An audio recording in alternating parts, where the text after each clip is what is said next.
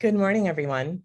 It's really my honor and pleasure to present for the next hour or so my lecture called Rub You the Wrong Way, the Management of Entropion. And I want to thank CyberSight and Orbis for the opportunity to be talking with you today. My name is Tamara Fountain, and I'm a professor of ophthalmology at Rush University in Chicago. And I'm delighted to be speaking to you today. What we'll be covering today is I'll answer the question, what is entropion? What problems does entropion cause? We'll go over the various types of entropion. I will discuss the various treatments of entropion and also give you some strategies when initial treatments don't work. And we'll finish up with questions and answers. What is entropion? Well, it's defined as a lid malposition in which the lid margin and its lashes are rotated against the globe surface, as you can see here in this picture. What entropion isn't is trichiasis. Now, even though entropion by definition rolls the margin in and almost always along with the lashes, just because there are lashes touching the eye does not mean that entropion is present. As you can see here, in some cases, lashes can touch the eye because they're misdirected, or there is an extra row of them in the posterior margin that can also touch the globe. And it's important to make this distinction because the treatment for trichiasis in almost all cases will be very different than the treatment for entropion, which is what we'll be covering today.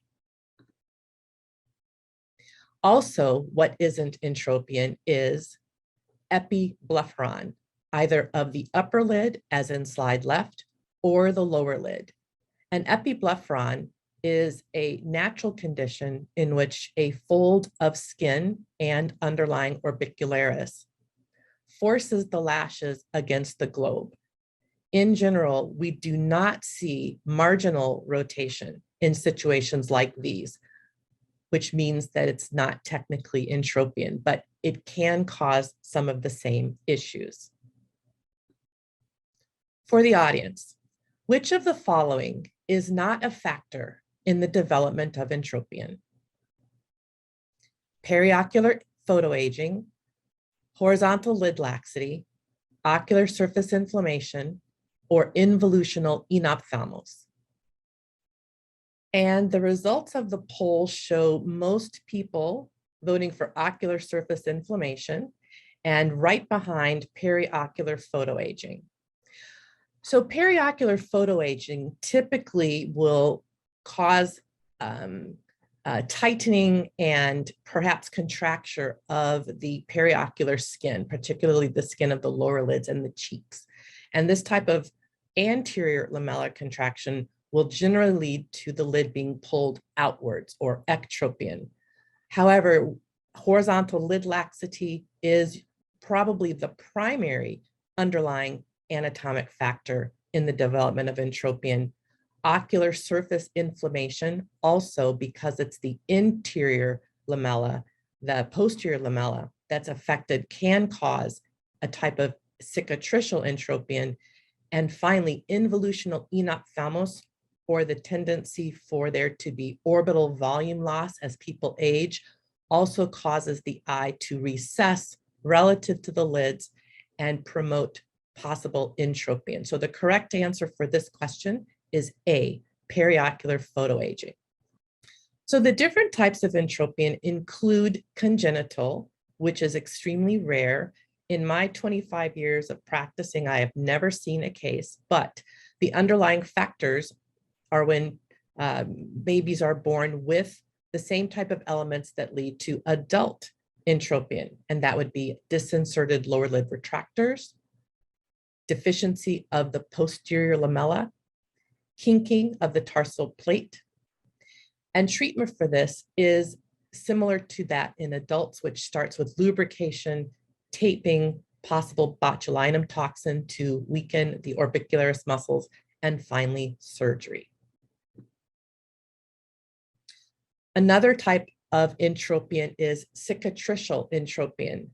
where the posterior lamella is deficient in some way through a variety of causes, which can include radiation damage, acute trauma, as in topical chemical burns or surgery.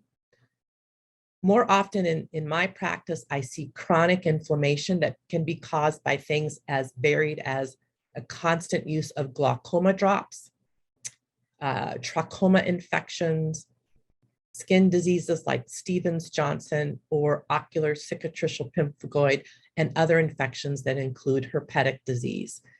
No matter the underlying cause, the end result is fibrosis of the bulbar and palpebral conjunctiva, which causes shortening of the posterior lamella and inward rotation of the eyelid margin along with the lashes.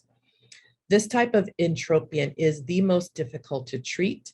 There are a number of surgical options that I will detail later, and there is a significantly higher recurrence rate, anywhere from 12 to 71% for treatments aimed at cicatricial entropion. Another type of entropion is referred to as spastic. This is typically intermittent, commonly associated with focal muscle spasms, but it causes corneal irritation and in many cases is considered a precursor to full involutional entropion. Involutional entropion is the final classification that I will talk about today. And I left it for last because it by far is the most common type of entropion that I encounter in my practice. And the four underlying anatomic physiologic predisposing factors are horizontal lid laxity, recession of the lower lid retractors, overriding of the orbicularis muscle, particularly the pretarsal and preseptal orbicularis, and involutional enophthalmos, as you see here in this picture of severe orbital volume loss and relative instability of the lids as a result of the backwards movement of the eyeball. When I talk to patients about entropion, I commonly use an analogy of a tennis net. Even if a patient has never played tennis before, most of them are familiar with a tennis net and that properly set up, it's tightly strung across the court. And I explain to patients that if someone were to loosen the side of the tennis net, depending on which way the wind was blowing, the lid might flop into one side of the court or the other.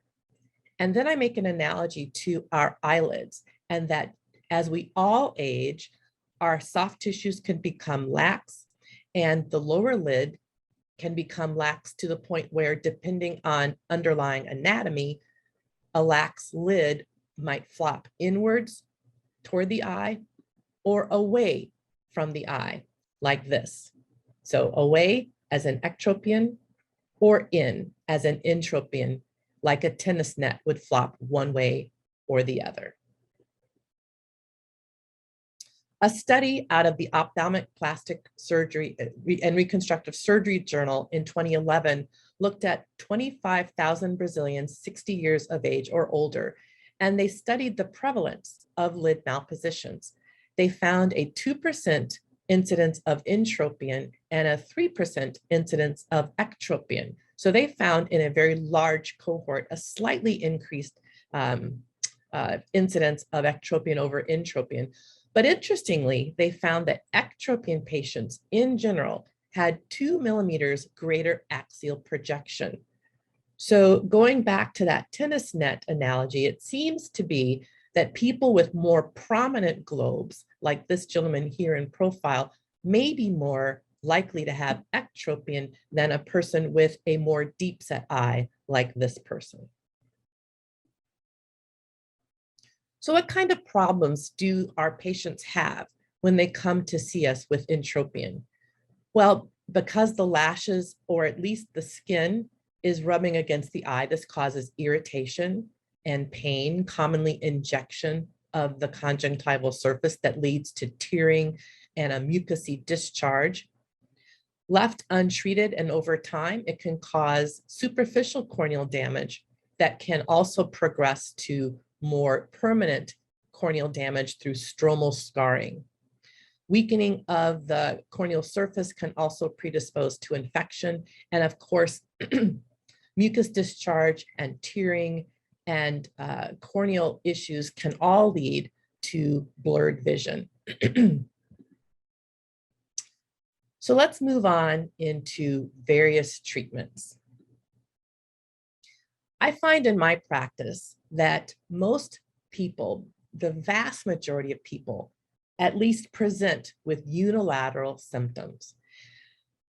A careful history may reveal an underlying reason for the unilaterality, and it may have to do with the use of glaucoma drops in the past or present, a prior infection, a tendency for eye rubbing, in which case the dominant side may be rubbed more frequently and more vigorously.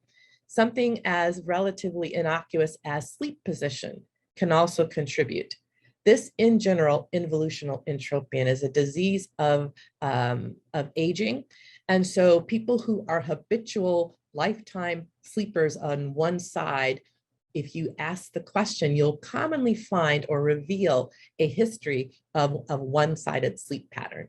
And I reassure my patients that it's very difficult to change one's sleep position, and that generally speaking, even with surgery, that their lid will be able to withstand the sleeping forces. So I usually find that I'm not trying to convince people to change their sleep position. I say that their surgery should correct this and should hold with your continued sleep position.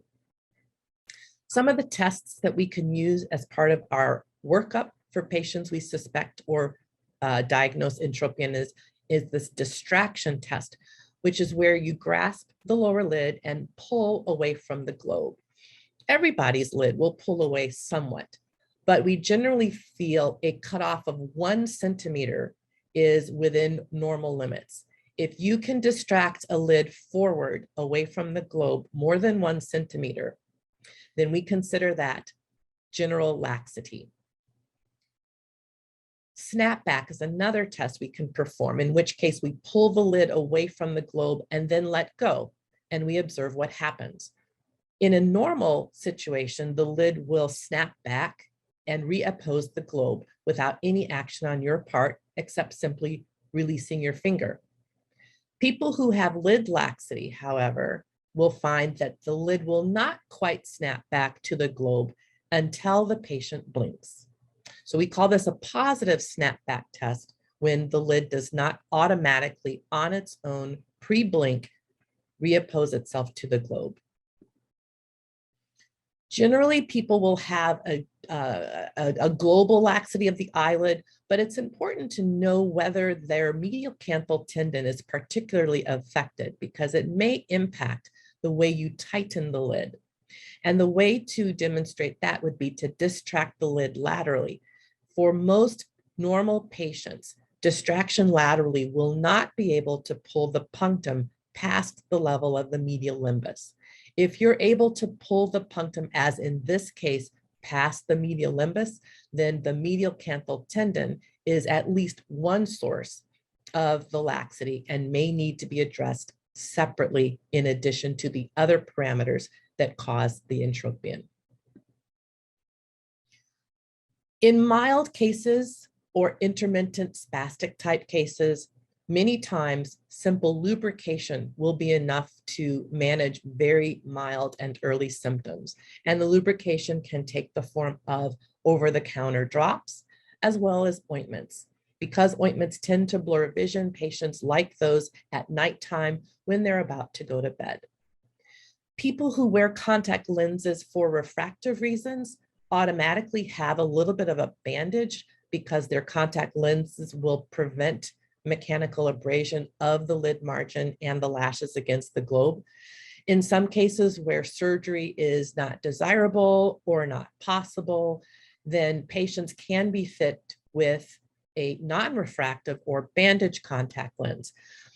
In situations like the use of a contact lens, however, we obviously do not recommend full-time overnight 24-hour-a-day use of contact lenses. So at some point, the patient will still be vulnerable at the times of the day when the contact lenses are not in the eye.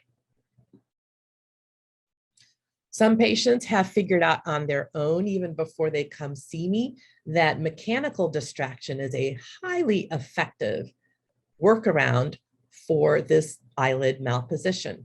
And people can use any type of tape. Here is a type of surgical tape that's used, applied to the skin of the eye and then pulled downward.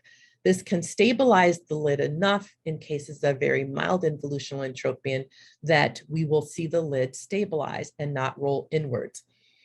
I had a patient once who presented to me with on her form, her consultant form, it listed Entropion. But when she showed up in my office, she looked like this. And I thought at first to myself, maybe she's got a spastic entropion because she certainly doesn't have entropion on examination right now. But if you see very closely, she has applied a piece of flesh-colored tape that even initially eluded my gaze. And she fooled me because she was in effect distracting her lid with this almost invisible tape. When I asked her to remove the tape and then to close her eyes very tightly, that was when her entropion became manifest.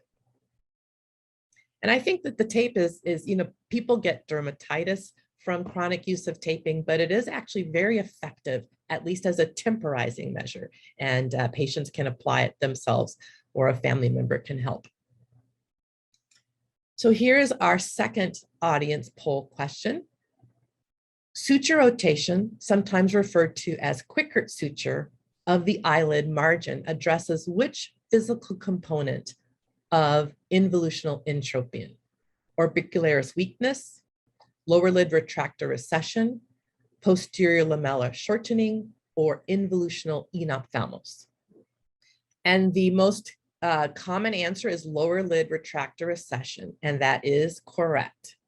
These are all four contributors to entropion, but the rotational sutures address just one of these aspects, and that's the lower lid retractor recession. And the way this happens here in a schematic diagram shows that sutures are introduced in a double-armed fashion. You can also introduce a single-arm suture if that's all you have. You just have to enter the skin first. But a horizontal mattress suture is effectively run from the inferior fornix out through the skin just beneath the lashes. So it's a inferior to superior trajectory of the suture. And by tying this tightly, it advances the retractors and everts the eyelid. This is a patient of mine who presented with, again, almost always unilateral right lower lid entropion. He was headed off on a long vacation and couldn't make time for surgery. So we decided to do suture rotation on him.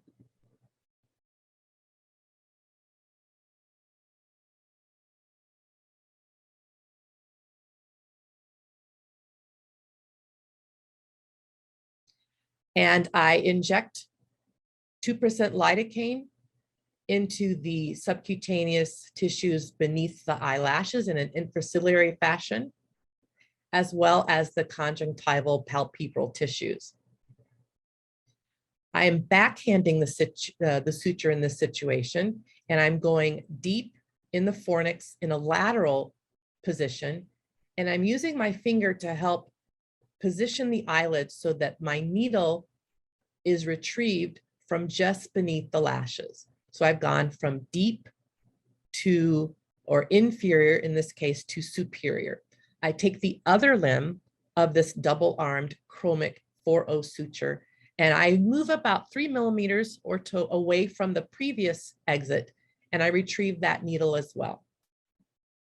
I then tie this with 3 half throws, and you can watch very closely here as I cinch this suture down. You can see how the lid margin everts. So a second throw here, and I've placed 1 lateral suture. Now, typically I will place 3 sutures across the lid for suture rotation, roughly dividing the lid into quarters. And you can see here again with the placement of the central second suture, nice eversion of the eyelid margin. And the third suture was placed and not, and here you can see the nice eversion of the eyelid edge. And so you see here in the immediate postoperative phase that there's a slight overcorrection, which is something always to shoot for, because just as you all saw, this procedure addresses one of the 4 components of involutional entropion. And that's the reason why it's not quite as powerful and has a higher recurrence rate. But in this case, it gave him just the eversion he needed to take his vacation and enjoy his time away while we scheduled his surgery. And you can see here before pictures on the left, and after about 1 week, the sutures are dissolved and the lid has maintained its nice everted position. And again, no overcorrection. I've never been able to overcorrect with suture rotation, but if you shoot for that initially, then you should have a more durable result. Orbicularis resection will address the overlying, or excuse me, the overriding orbicularis component.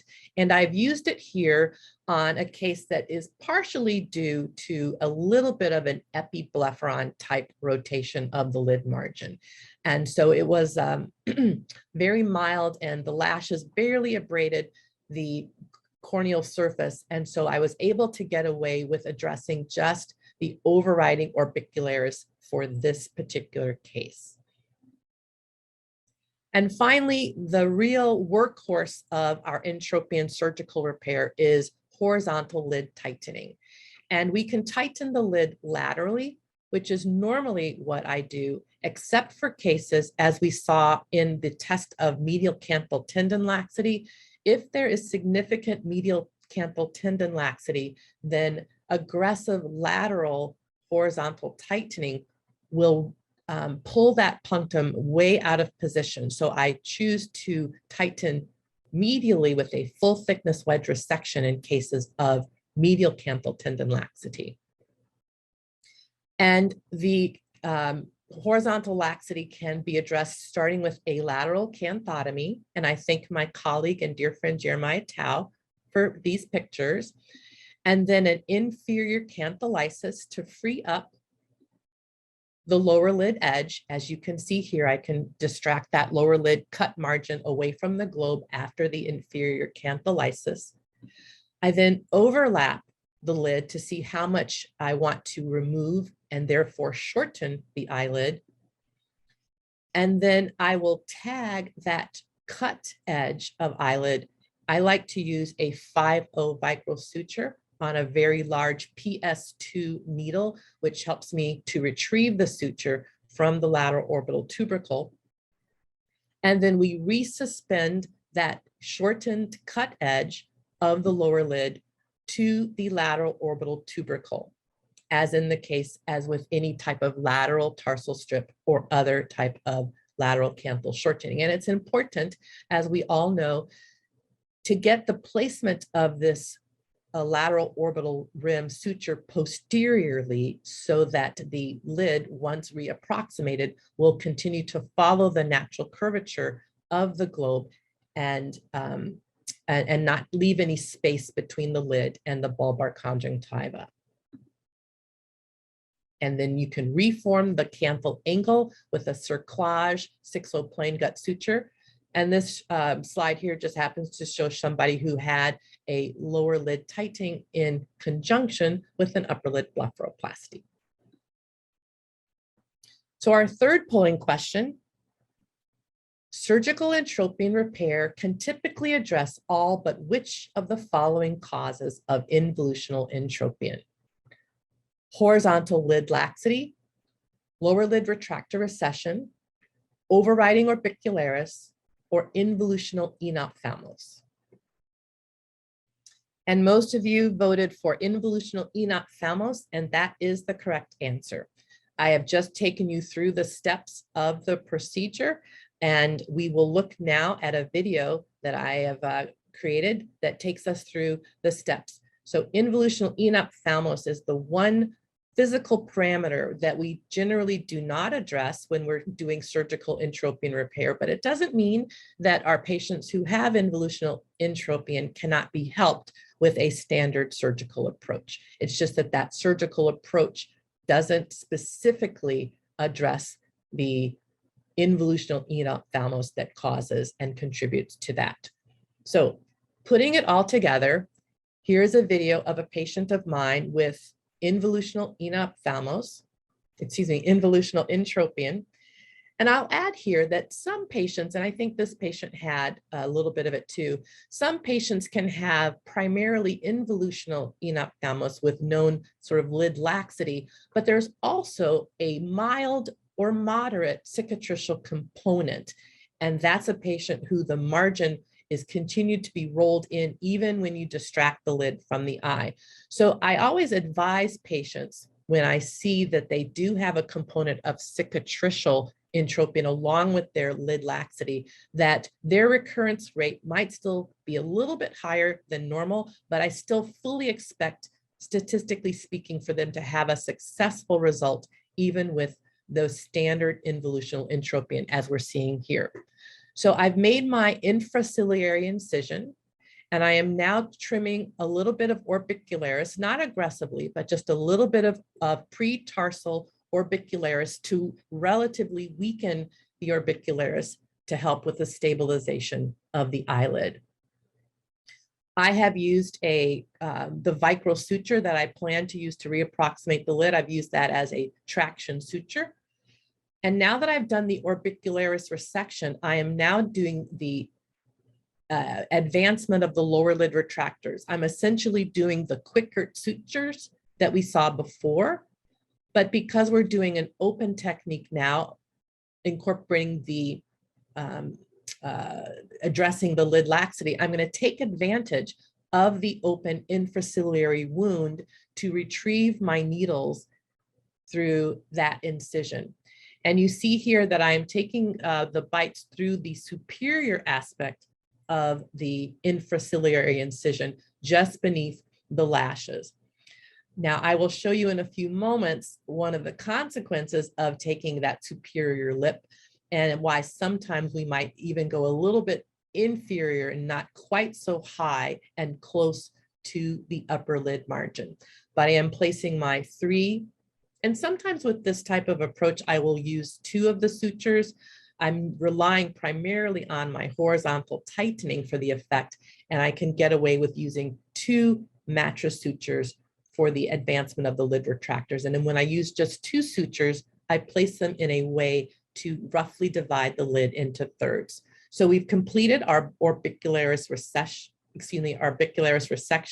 We've completed the advancement of the lower lid retractors, and now I am performing the canthotomy and inferior cantholysis, where I can now release that lid. I am overlapping and dividing with a triangular full thickness resection. And now I am tagging that cut end of the tarsus. And actually at this point, I'm putting my canthal reformation suture in through the lower lid border to the upper lid. And then I have already reapproximated that cut edge to the lateral orbital tubercle. And now I am simply closing my infraciliary incision with a 6-0 running plain gut suture. And I continue that to close the limited canthotomy as well.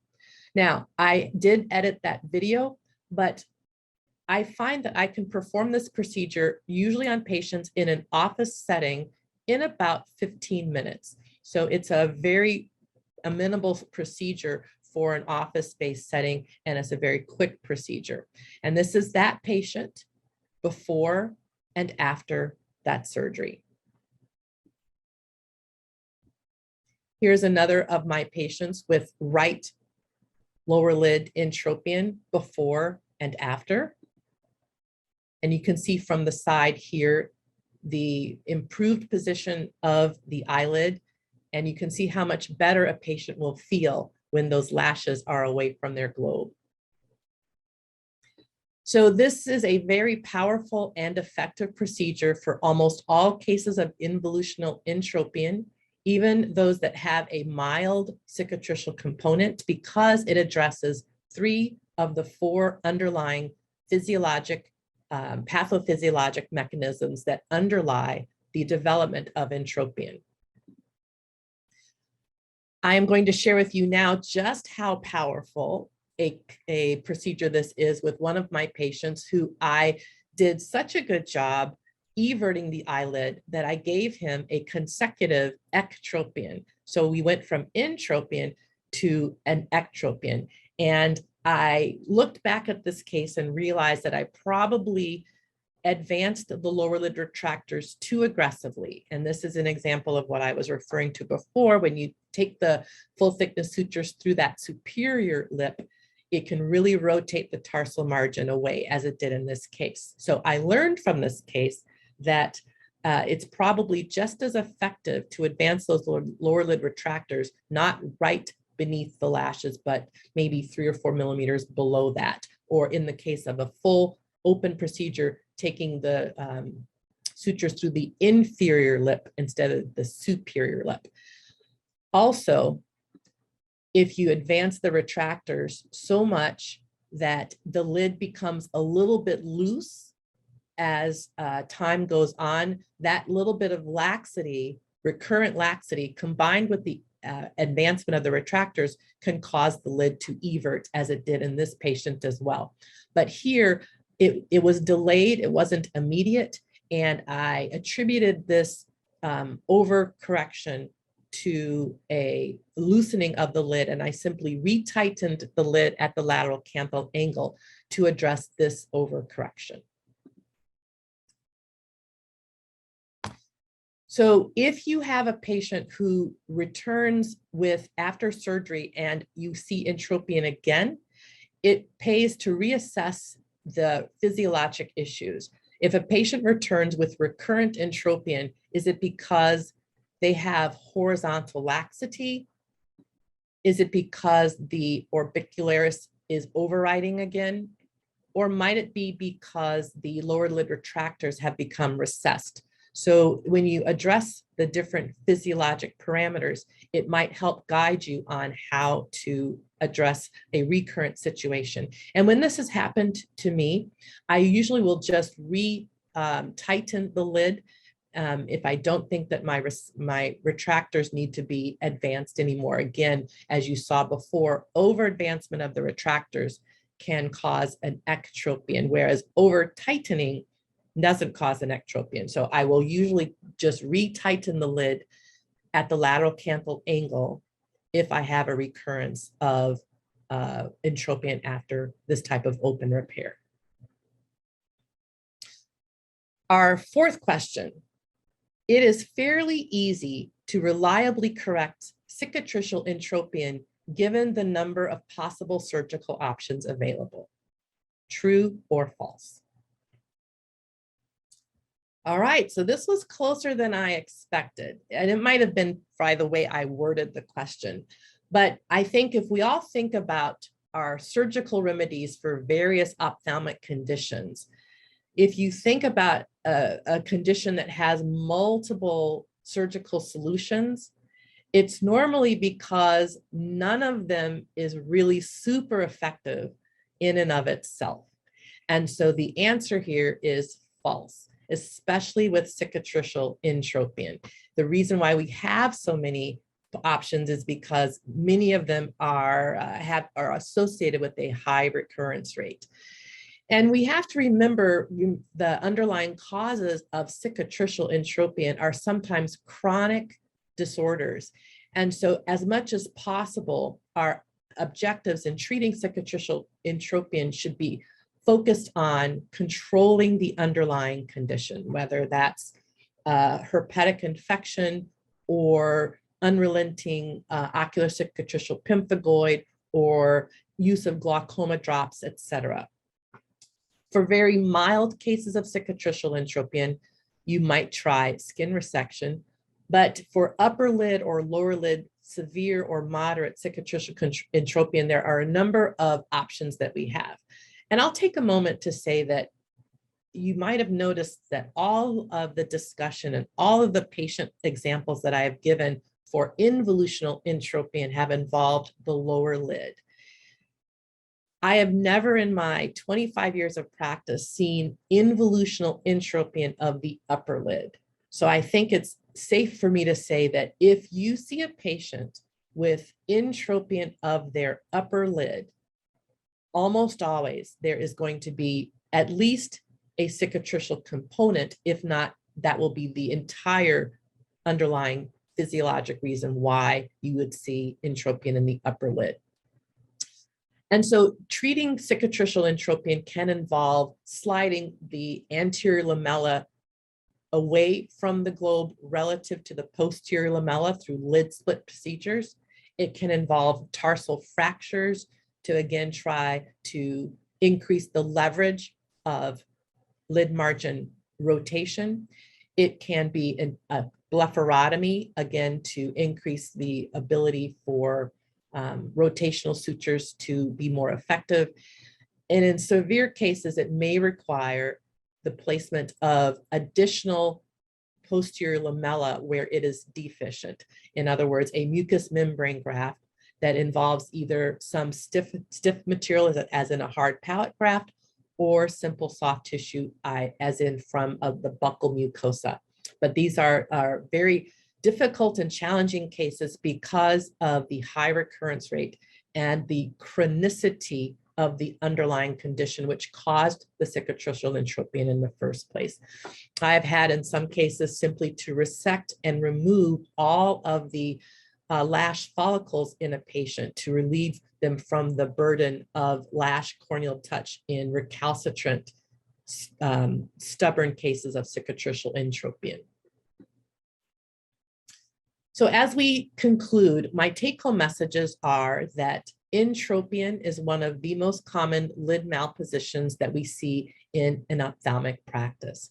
The underlying reasons are multifactorial, and there are many ways to skin the cat, which is a saying here in America, meaning that there are different ways of approaching this, particularly when it comes to cicatricial entropion.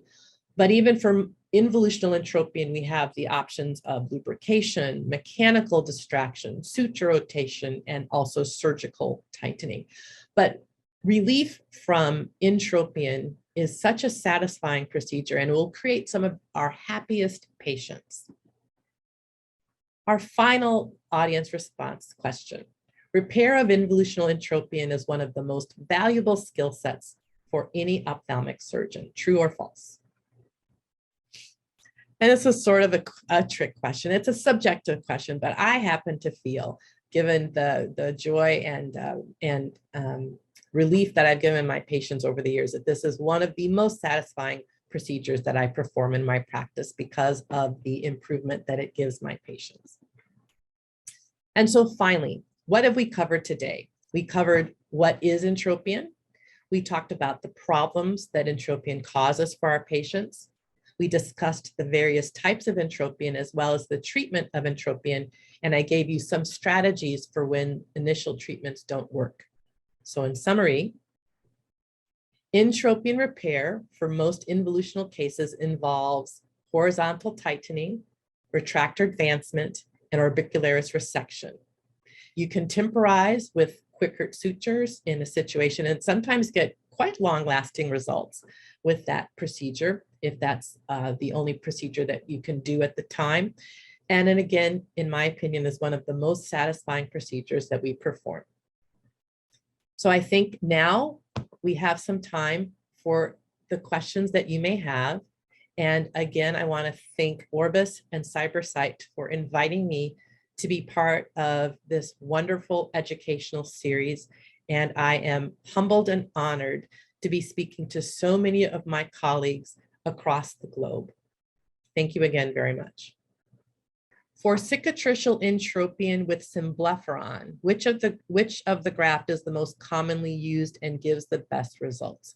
So when I have had situations like this, symblepharon, normally I don't find that the symblepharon typically involves the tarsus of the lid, but I will evaluate the patient to see how robust their tarsus is. Some of these conditions can really cause a significant amount of tarsal atrophy. If I don't think I need the structural rigidity of a tarsal substitute, if I'm just looking for a mucous membrane to replace a deficient and posterior lamella, I will go to the buccal surfaces. You can go on the inside of the cheek, or commonly just evert the lower lip and gives you a nice surface there. When you harvest that graft, it's obviously a difficult graft for the patient to deal with over the next few days or even weeks sometimes. And in fact, they will complain much more about that donor graft site than they will about the surgical site. But I find that the buccal mucosal or the gingival mucosa is a great source for that. If I need the rigidity of to replace the tarsus, then I will go with a hard palate graft in that situation. The next question here is, in a recidivant involutional entropion, what kind of surgical technique do you recommend? And so, yes, so just like I said during the talk itself, that when I get a recurrence, most of the time I can pinpoint a recurrence of horizontal laxity. And I tell patients that the verbs lift and tighten are something that we can never expect the human body to sustain over time, and that we always expect a certain amount of tightening to loosen over time. And so because we know that horizontal laxity is by far the largest contributor to the development of entropion, recurrent entropion in most cases is the result of a return of that laxity. So I will simply retighten. If I feel like there is a lateral canthal tendon dehiscence, I may not need to shorten the eyelid. I just need to reapproximate the lateral canthal angle to the lateral orbital tubercle. So I will make that assessment as I evaluate the patient and their physical exam. Next question, my treatment of choice for senile upper lid entropion. And so the way that's described, senile, that's the same type of entropion that I call involutional. Here in the States anyway, the word senile has a connotation that's negative. So over the years, when I first started, we called it senile entropion, senile ptosis, senile, a lot of things, but we were sensitive, at least here in the United States, to that term. So I know what you're talking about. And I'm going to say that during my talk, involutional is what I would have referred to as senile. And again, Raviv KS, you may have seen involutional upper lid entropion. I have not seen that. So again, if it is truly involutional, then tightening the lid and maybe advancement of the upper lid retractors in this case, but I would be very careful to evaluate that patient for signs of cicatricial change, because I feel that in the upper lid that it's just very uncommon to see an entropion. Now, we know that people with very floppy upper lids, they don't develop entropion. They will just sometimes get eversion of the eyelid overnight in what we call the floppy eyelid syndrome. But I have never seen in a floppy eyelid patient upper lid entropion, and we know that that patient's got significant laxity. So again, I would be just more critical of that physical exam on the upper lid to make sure indeed that there is no cicatricial component. The next question I see here is commonest causes of pediatric entropion. You can have congenital, that's certainly known and written about. I have myself never been referred a baby born with entropion, but in the pediatric population, most of the patients that I've seen in my practice really have epiblepharon, maybe occasionally some cicatricial change, maybe from a viral illness,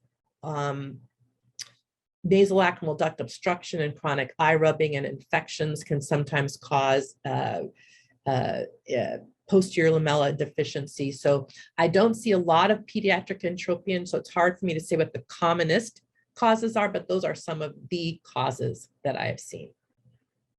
Next question is, insignificant cicatricial component, have you done mucous membrane graft? Absolutely. That is ultimately the go-to procedure for addressing cicatricial entropion. Next, can you please address the treatment for excessive conjunctival scarring in the inferior fornix after inferior oblique surgery? Excessive conjunctival scarring, again, will be a deficiency of your posterior lamella, in which case, if it's mild, you may be able to get away with different eversion techniques as described for the involutional entropion, but at some point, you may have to be looking at some sort of a mucous membrane graft. Next question is, do you use botulinum toxin for entropion treatment? I personally do not, but I think that it would be a very acceptable option for people, particularly with intermittent entropion or spastic entropion. Someone who doesn't want to even have quicker sutures done. I think, at least in my hands, the use of Botox, whether it's for lid retraction or strabismus or muscle relaxing, as in this case, or as in entropion, it's not as fine an instrument. I can't control it as much as I could. I directed surgical intervention, but I think it's a very reasonable and can be highly effective as a treatment. It's just that it's a little bit hit or miss in that you may overcorrect, you may undercorrect, et cetera. And I think as long as the patient understands that I wouldn't have any hesitation at giving a try to Botox, because in the end, even if it doesn't work or causes some collateral paralysis to a muscle we hadn't intended it to do, then it's going to wear off. I always tell patients the negative effects of Botox will wear off just as much and as soon as the positive effects. So we have little to lose with that. Next question is, can you tell cryotherapy and why it, let's see. I think the person might be asking about the use of cryotherapy and entropion.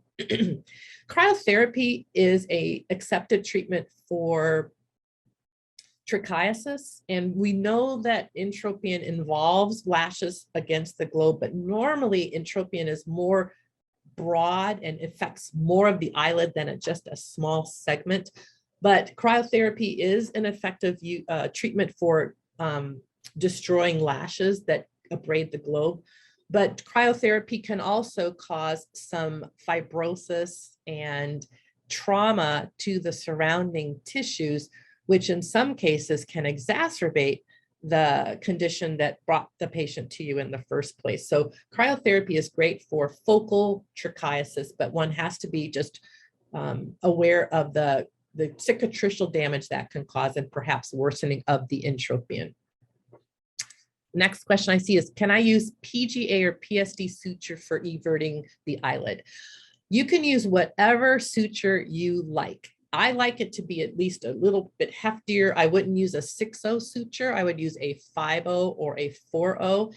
You can use braided suture like Vicryl, although it's going to be a little bit more inflammatory because I usually just let them stay in. If you use a non-absorbable suture, like a silk suture, you can absolutely remove that after a week or two. So whatever suture you have, if it's double armed, it just makes the passage easier. But if all you have is a single arm suture, you just have to backtrack. You go from the skin underneath the lashes, retrieve it from the fornix, and be careful because by definition, you're going to be pointing the needle toward the globe. So you might just put a corneal protector on and then take that needle in reverse direction, go from the fornix out, and you've got your mattress suture even with a single arm suture. So any suture you like, I prefer 4-0 or 5-0. Let's see, can quick cure suture have a long-term result? Yes, it can. That patient that I showed the video of, he never returned to me for surgical treatment. It held for him. So absolutely, if you, I think there's no harm in trying quick cure sutures as an initial procedure. What can we do for upper lid entropion with distichiasis? So a second row of lashes.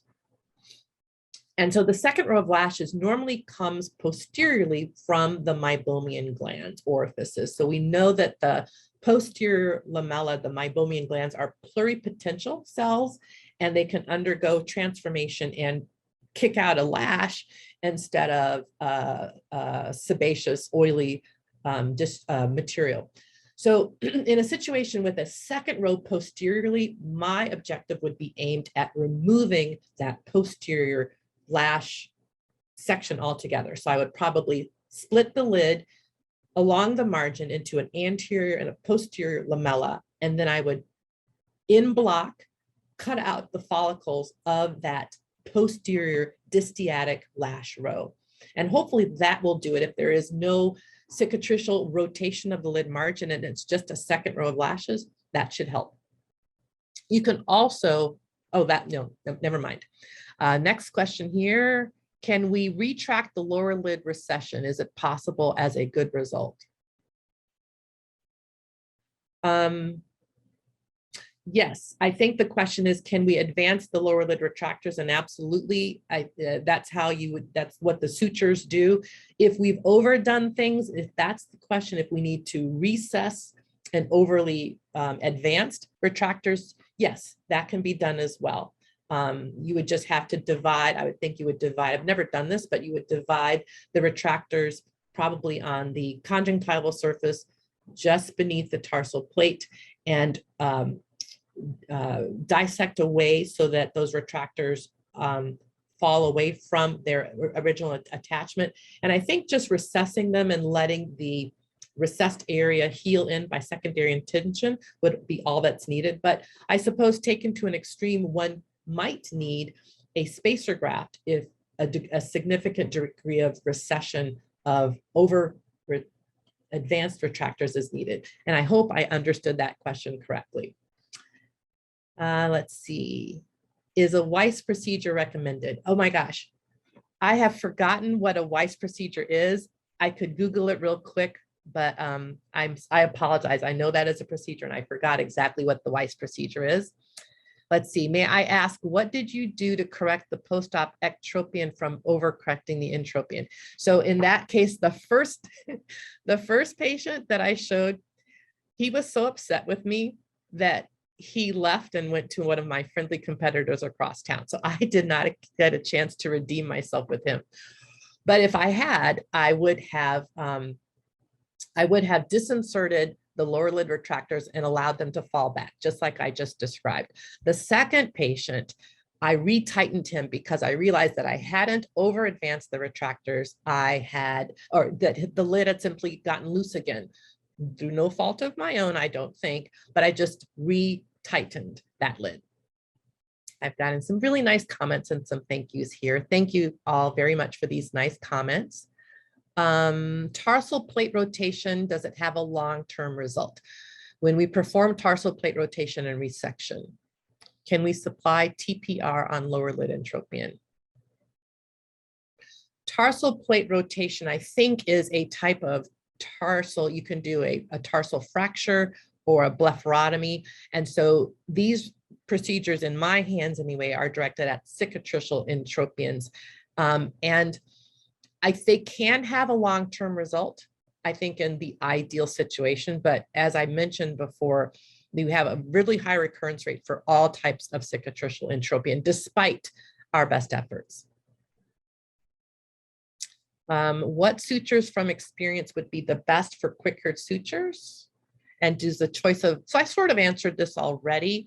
For quick cure sutures, I have never been able to overcorrect anybody. So I don't think you have to worry at all about overcorrecting with quick cure sutures because it's just not that powerful a procedure. I suppose never say never. But again, my choice of suture is a 4-0 chromic. It's thick enough that gives me a lot of rotation.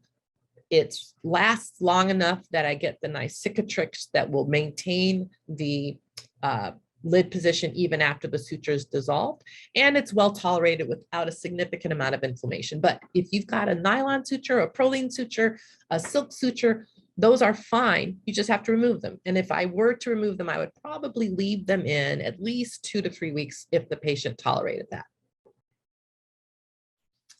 All right, and I'm looking at the clock and I notice we're coming in on 1 hour, and I'm seeing mostly thank yous and not any more questions. So I am going to take the liberty here of closing the questions. And again, thanking everybody across the globe who is with me today here from my office in Chicago, and to thank you once again to Orbis and to CyberSight. And I wish you all a wonderful day and week with your practice and with your families. Thank you very much.